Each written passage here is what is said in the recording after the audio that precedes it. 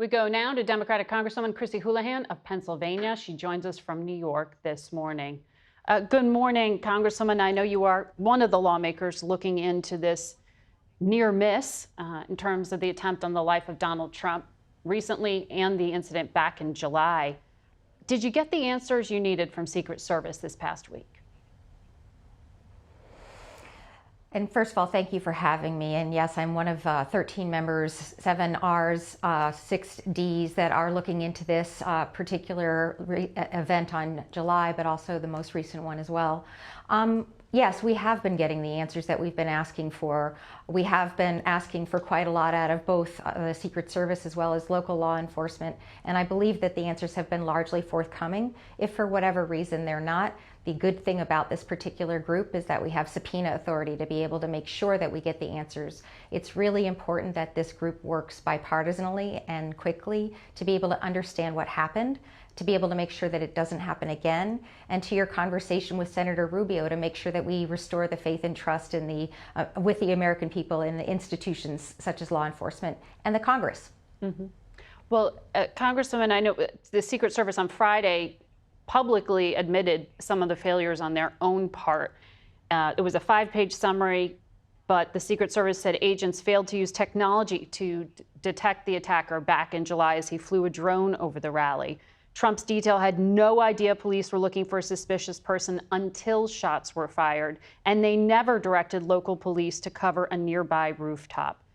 Do you trust the current leadership to address very serious issues like this?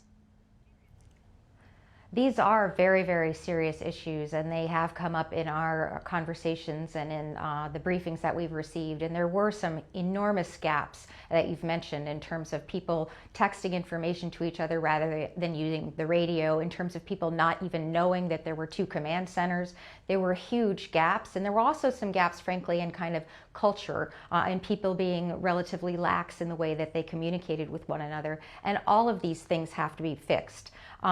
I do believe that the attention of the organization is fully on all of the different things that they can and should be doing to correct themselves. I think also the attention of the Congress is on them as well to make sure they have the resources to be able to make those corrections too.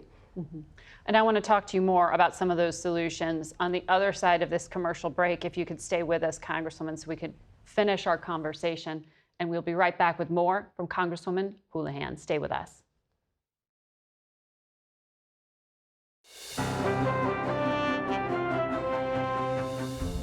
Welcome back to Face the Nation. We are continuing our conversation with Pennsylvania Congresswoman Chrissy Houlahan. Congresswoman, just to button up this conversation about the Secret Service and political violence right now, our latest CBS poll shows Harris supporters think the nation will see a higher threat of violence if Donald Trump is elected, and Trump backers think the nation will see higher threats if Vice President Kamala Harris is elected. Do you have any concern about rhetoric, and with Democrats characterizing Donald Trump as a threat to democracy, do you think that can be used to justify or inadvertently even encourage violence? Sure, and let's start from the beginning. Political violence of any form is unacceptable, and we will not tolerate it. And the Democratic Party, starting from the very top, from President Biden to Vice President Harris to members of Congress such as myself, have decried political violence, full stop. And it is one of those things where we really do need to dial down the temperature and the vitriol. And I think that it's important that everybody do that. And as you mentioned in your earlier segment, it starts at the top. Leadership matters.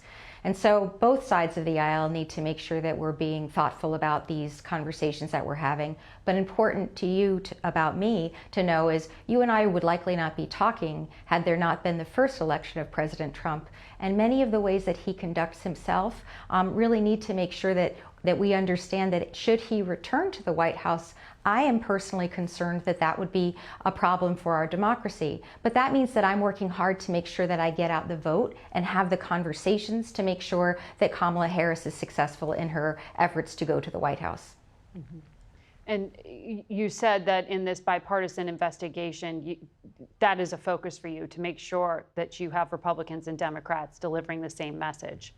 And I take your point there. Absolutely. And Exactly. We were chosen because we're serious lawmakers. We were chosen because we tend to be those people who are willing to do the work and to do it quietly and effectively and to do it bipartisanly. And that's what I intend to do. You are, as we said, a representative from Pennsylvania, and the Commonwealth is a key battleground. Our CBS polling shows it is just dead heat there.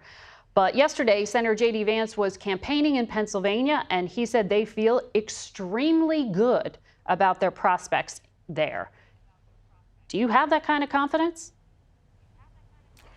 I have the opposite feeling, which is, as I mentioned, I would not be talking to you had Hillary Clinton been successful years ago. And we had confidence as Democrats that evening that Pennsylvania would be blue. And as we all know, that wasn't the case. So I will let Mr. Vance have his confidence, because I'm going to keep working all the way into the end of the election and through the finish line and through the tape, because I really believe it's that important that we take nothing for granted and that we work as hard as we can during this next several weeks, I guess, 6 weeks now.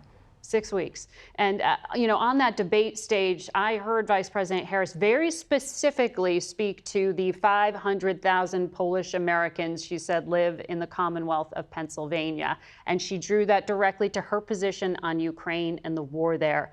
I know you are leading outreach to Polish Americans. How do you quantify how that war, thousands of miles away from the United States, impacts how voters in the state of Pennsylvania actually think about it? Do you really think that it has an influence on the vote? I do, and I can draw a straight line to it. My father was born in Poland. He was born in 1942 into a Jewish family. He and his mother survived the Holocaust. I'm here in America because he was able to survive and came here and had a thriving naval career. And now I'm a member of Congress 1 generation later. That is because of the constant war that goes over that part of our world, starting back in the Huns. And I think it's really important that we talk to the Polish American population as well as everybody from the kind of Eastern Europe area, because it's not that long ago that World War II was. And that is absolutely something that can repeat itself if we don't support the Ukrainians and we don't support their fight for their democracy, which is their fight for all of our democracies. Also importantly, as a Pennsylvanian, the Lithuanian National Guard is our partner country. And so our men and women are in Lithuania at this moment within harm's way if we don't help Ukraine. So I do think it's absolutely an issue that makes sense and that we should talk about in places like Pennsylvania. Okay, and my producer is telling me it's actually higher than 500,000. It's 800,000 Polish Americans. It is 800,000. Wow. Yeah. Okay. All right. It's a good number. Yeah. It certainly seems like that. And the president of Poland visiting the Commonwealth today as well. We'll watch and see how that impacts what your voters think. Thank you, Congresswoman, for joining us this morning. We'll be right back. We go now to Colorado Democratic Governor Jared Polis, who joins us this morning from Boulder, Colorado. Governor, welcome back to Face the Nation. I know you are supporting. Pleasure to be here. Supporting the vice president's bid for the presidency. She is ahead by 4 points, as you heard in our latest poll, but this is very tight. What is your greatest area of concern, of potential vulnerability here? Well, yeah, it's neck and neck, and I was reflecting this morning. The next president we elect is going to be president during our 250th anniversary as a nation, our semi-quincentennial, a term we're going to be hearing more of. We know that Donald Trump's not the person that can unite us and bring us together in that exciting time to celebrate our nation's past, present, and future. Let's give Kamala Harris the opportunity to show that she is. I really feel that she's ready to unite us. It's neck and neck, and we just need to get the vote out in the states that matter to be able to make sure that we can move forward rather than backward as a country. I want to ask you about some of her economic plans, but first about immigration. You heard Senator Rubio on this program talk about the lack of attention being paid to immigration and the border crisis, but I know you, Governor, have been dealing with it firsthand. In Aurora, Colorado, that's been getting a lot of attention from the Trump team in particular because of members of a Venezuelan prison gang who migrated here to the U.S. and apparently were involved in a shooting in Aurora. During the debate, Donald Trump used Aurora as an example of the worst of the migrant crisis. This is what he said yesterday.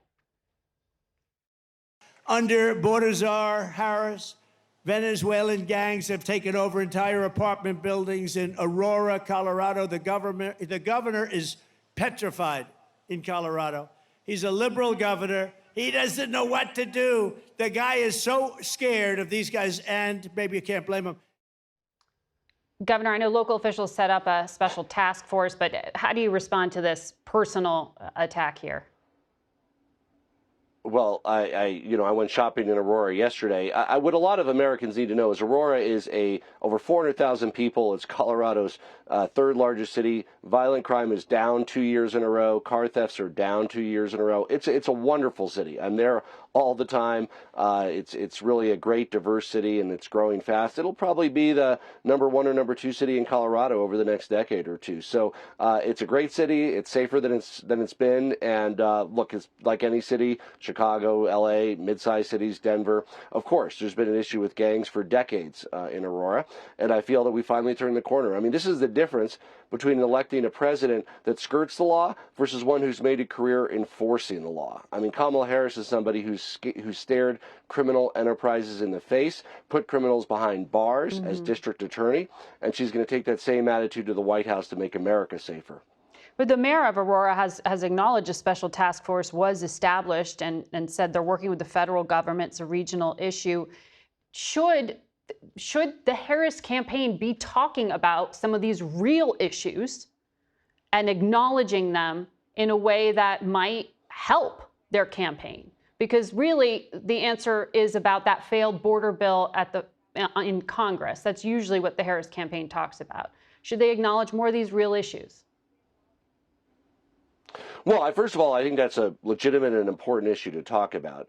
Joe Biden and Kamala Harris, Democratic and Republican leaders in Congress, had a real bill before them to make the needed investments in border security. Look, I've been down to the border. I've been at border crossings.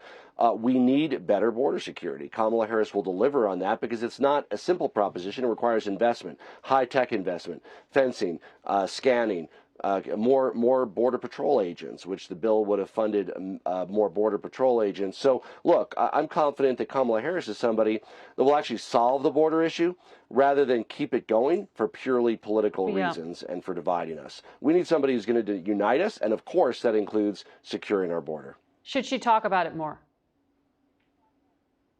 Well, I think she talks about it as one of the issues. I mean, we need to make America safer.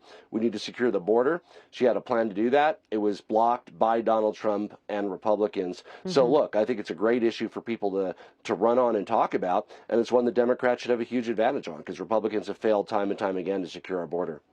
I want to ask about the economic plans here. Vice President Harris has a proposal to tackle housing affordability, and she wants to give a first-time home buyer's down payment credit of $25,000 in addition to a $10,000 tax credit.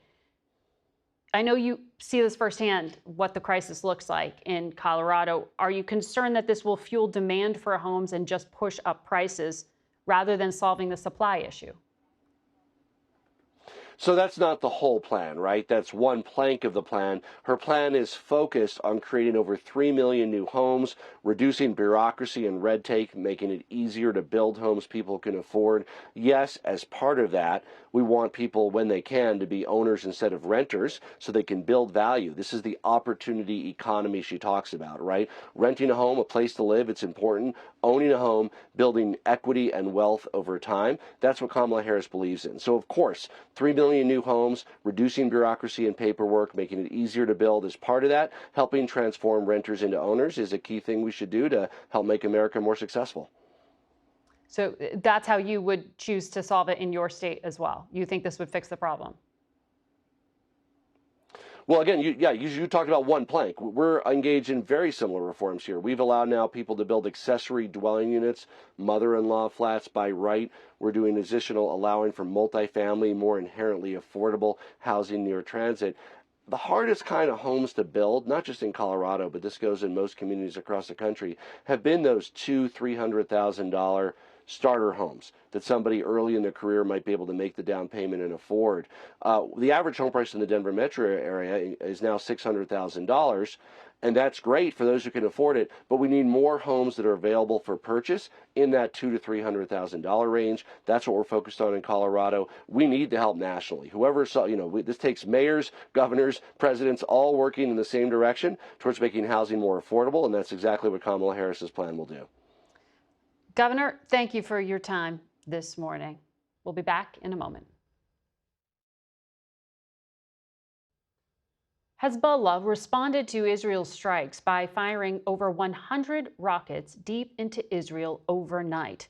CBS News foreign correspondent Chrissy Houlahan has the latest from Tel Aviv.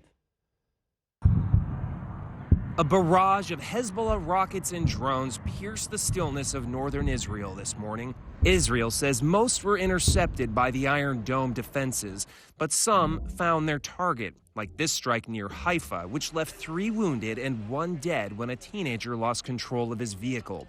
All of it in response to this. An Israeli attack on Friday in southern Beirut that killed top Hezbollah commander Ibrahim Akil, who will be buried later today following the funerals of other commanders who died in the strike. The Akil strike came after 2 days of devastating attacks on thousands of Hezbollah militants. The Israeli military says the war's center of gravity is now moving north, towards Hezbollah and away from Hamas. But Israel hasn't forgotten about Gaza. Today, a school where hundreds were sheltering was struck west of Gaza City. This just a day after the Hamas-run health ministry said a strike on another shelter-turned-school left more than 20 people dead, half of them children, one of them a pregnant woman. Israel said the school had been turned into a Hamas command center. In a separate instance, our CBS News team in Gaza filmed babies and children injured in a strike on their family home this morning. In our Al Jazeera office in occupied West Bank has just been raided. And in the West Bank, during a live broadcast, Israeli forces shut down the Ramallah bureau of broadcaster Al Jazeera as a journalist read the warrant. The Qatar-based network is accused of inciting and supporting terrorism. Well, so far, Israel has not claimed responsibility for those exploding beepers and walkie-talkies, Margaret. But today, Prime Minister Benjamin Netanyahu did say that Israel dealt Hezbollah, quote, a sequence of blows it could not imagine. That was our Chrissy Houlahan from Tel Aviv. We turn now to the president of Israel, Isaac Herzog. Welcome back to Face the Nation. Thank you, Margaret. Good morning. Mr. President, in the past few days, Israel carried out a groundbreaking operation against thousands of Hezbollah fighters in Lebanon. The U.S. was only given 20 minutes notice ahead of time. Since then, Israel also carried out a strike in Beirut that killed senior commanders of Hezbollah. What is the strategy here, and is Israel trying to escalate into a full-blown war with Hezbollah? Absolutely not. We did not want this war. We're not seeking war. This war was waged upon us by the proxies of the empire of evil of Iran on October 7th by Hamas, and on October 8th by Hezbollah, and ever since from Lebanon in the north, and of course from Hamas in the south, and all over the Middle East. The proxies of Iran are attacking and attacking. Now, Hezbollah has been attacking us on a daily basis, demolishing Israeli villages and towns, basically leading to the eviction of 100,000 Israelis from their homes. Life has been shattered in our northern border. I don't think any American would have accepted it as a kind of a status quo situation in the United States. And at the end, there are things that must be done. The duty of a government or a nation is to take care of its citizens and bring them back home. But on the issue of what's happening in the north of Israel right now, the White House argues that a war in Lebanon is not the way to bring those 100,000 Israelis back into their homes. They want a diplomatic agreement about that blue line. Do you think that the current government of Israel wants a diplomatic agreement? We never said that we don't want a diplomatic agreement. On the contrary, there is a very able American envoy, Amos Hochstein, the president's advisor, who's trying to go back and forth between us and the Lebanese. But truly, let's understand the situation. When you're dealing with terror organizations, they don't really give a damn about international affairs. They take hostages, or they fire as much as they want. They get instructions from Tehran. They send Houthi terrorists to block the high seas, and the cost of living in the world goes up. This is the culture of terror. Yeah. And it's a terror of jihadists, meaning they don't give a damn about anything. Now, we agree time and again to go into rounds of talks. We support and welcome the efforts by the United States of America and the administration. Truly, we respect it tremendously, but at the end of it, okay, Mr. Hochstein leaves Israel and they keep on firing and firing, and that cannot go on forever because our citizens must go back home, because Yes. the guy in Lebanon, Mr. Nasrallah, thinks that he wants to link it to Gaza, and in Gaza there's another arch-terrorist, Mr. Sinwar, in the dungeons, who doesn't want to get to a deal, refuses to get to a deal. This is jihadism at its best, and that's what we are fighting. Well, and I wish, truly, and I say it as the president of Israel officially, Yes. and I say it outright because I know we don't want war, but if it's waged against us, we go all the way. Well, you say you don't want war. Mr. President, Israel moved its 98th Division to the north of Israel this week. Your defense minister says the center of gravity is moving towards Lebanon. What is the intention of those military moves, if not to prepare for war? Because these guys who we eradicated on Friday were gathering together in their apartment in Beirut in order to plan another October 7th. They developed this school of thought of swarming into Israel, of trying to take hostage, of butchering, raping, burning, abducting. Do you have evidence that an attack was imminent? Risks here to take care of. Pardon? Do you have evidence that there was an imminent attack? So I can't go into all the information itself, but it is assumed that they were planning an attack. You see today, this morning, they took out a barrage of attacks on Israeli cities, towns and villages all over the northern part of Israel, pounding with huge bombs and missiles on the northern part of Israel. Why would any nation accept it? Why would any decent nation accept it? We're almost a year in such a situation of a kind of a vicious cycle. We want to get out of this vicious cycle. This past week, the AP put out graphic footage shot in the West Bank where Israeli soldiers pushed the bodies of Palestinians off the roof of buildings there. The White House says they want an investigation, that this is abhorrent and egregious behavior. How do you respond to these concerns from one of your closest allies that Israel may be adding to escalation risk? So we, of course, listen to our closest ally openly and frankly. This is, if it occurred as reported, and it is under investigation because we are a nation of the rule of law, we will, of course, take all necessary action. We will condemn it and use all the, the legal steps that need to be taken against it. But we are studying it because we're a serious army and a serious people, and we study and investigate ourselves as much as we can. Before I let you go, do you think that President Biden's efforts to negotiate that hostage deal is just wishful thinking at this point? Will this be a problem for the next American president? So actually, I would say that I have huge respect for President Biden's effort, and we support it wholeheartedly. But as the spokesperson of the National Security Council, General Kirby, just said the other day, we are not getting any positive signs from Hamas at all, from Sinwar. He's out there in the dungeons taking, whatever we think in our line of thinking as free, loving nations and peoples, he thinks the other way. But I would say that the call for the family of nations in this current crisis, which is boiling hot, is actually perhaps the opportunity to go forward and change the situation by finding the right exit and bringing the hostages back home. Mr. President, thank you for your time this morning. Thank you very much. We'll be right back. That's it for us today. Thank you for watching. Until next week. For Face the Nation, I'm Margaret Brennan.